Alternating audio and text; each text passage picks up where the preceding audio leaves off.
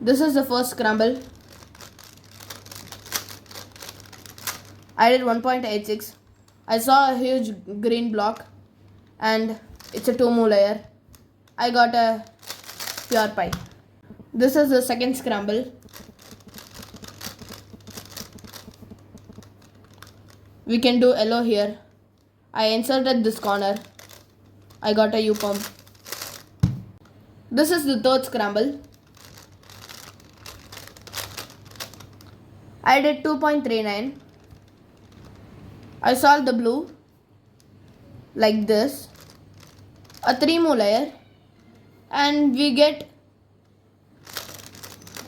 peanut plus X pump. This is the fourth scramble.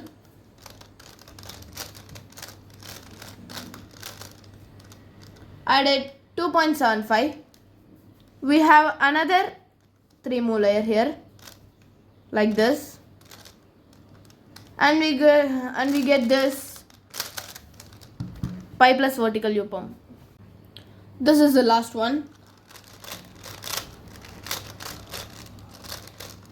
I did 3.46. I went with white like this. It was a 3 move layer and a pi plus X pump. I simply did it like this. I got an average of 2.33.